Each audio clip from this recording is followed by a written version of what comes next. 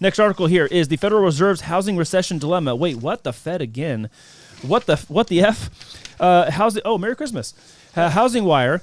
So Federal Reserve's housing recession dilemma. Okay, so this has to do with employment and resident.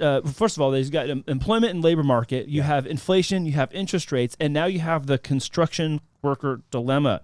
So you have existing home sales market that doesn't align with their mandate of ensuring stable PCE and consumer price index. Yeah. So they're landlocked, as we like to say. They're kind of gridlocked, and is a better term I would prefer. Yeah. So what do you think we need to do for this housing start thing to get kind of unfrozen? Well, I mean, I put one of these. Despite the challenges, construction has still been remaining stable, so that's a good thing. Obviously, with the rates increasing, that will actually start creating a little more layoffs for. Because we're going to pay more people. The cost of these builders to build is going to cost more. So despite all these things, we just need to start building. We need to start figuring out, stop teeter-totting, either just increase the rates where they're supposed to, keep them there for a while so that everything could just gain momentum. Because it just keeps we just keep going through that roller coaster ride that we've been going through. So are you kind of like chipping at the surface of this whole incentivization of the builders as well? Like we have to make it worth their time and worth their money. Okay, exactly. I think that, and also just pulling back restrictive housing policies where they can't build. Let them build in certain areas. Yeah. Ease up a little bit of the land. Let them actually build in areas that you guys didn't want to before. Just like you compromised in other areas, I feel this is a good compromise here to let some of that federal land be opened up for builders to build, and then incentivize them to go and build there, so that people can get those get the houses that they need, and then everybody could start. How do I say it? Maybe it could kickstart the start of builders building by easing laws for them to build, giving them land, making the process a little less strict, right? We talked about yesterday. We actually met a project manager on the ADUs that we're building, and we noticed, sometimes you think you look at your architectural plans very well, but we see that there was a window that was a 3x4, and then right next to it was a 4x4. You remember that, Brian? And we're well, can we reduce that window to be conformed to a 3x4? Since it's a smaller place, do we really need a 4x4 window, right? So a 3x4 should be sufficient. I call the architect. He says, you'll have to discuss it with the actual inspector, city inspector. And they could make you actually redraw your drawings. No way. So you have to go back to permitting process. That could take easily 2 to 3 months. But do you see how complicated that process Correct. is? That I'd rather not even do it. So imagine in a large scale where these builders have to go and ask for this, and they have to go to this office.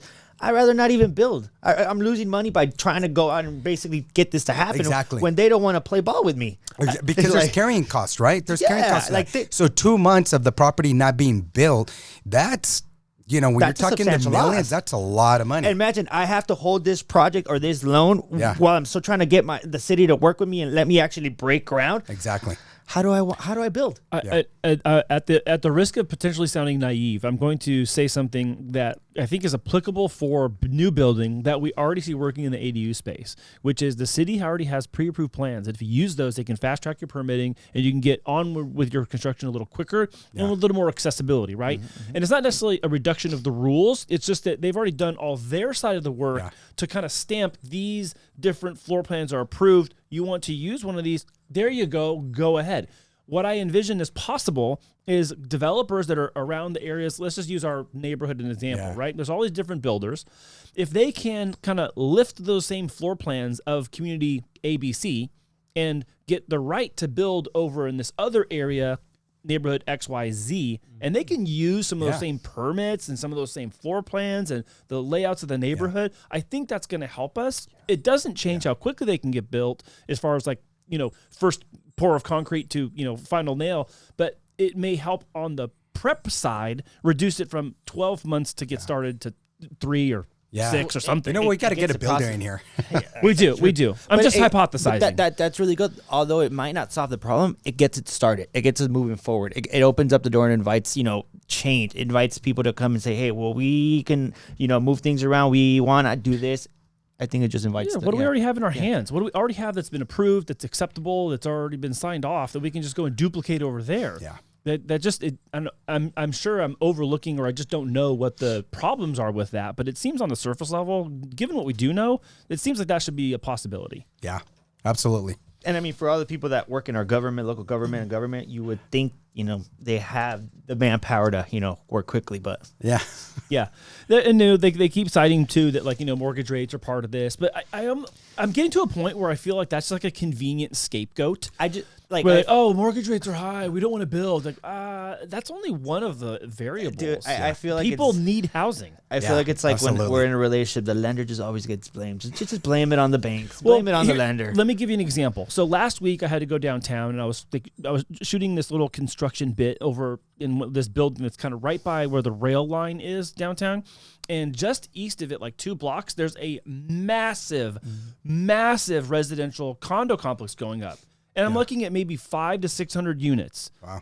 So clearly they moved forward however many years prior in order to be at this point now where it's just, December of 2024 and they're going to be turning over units in 2025. Yeah. So whether they're right or wrong, I mean, maybe the tail of the tape will say, but someone made these decisions to go, we're going to build 500 to 600 units right there, and it's going to cost us millions of dollars, and maybe rates aren't even part of that equation for them.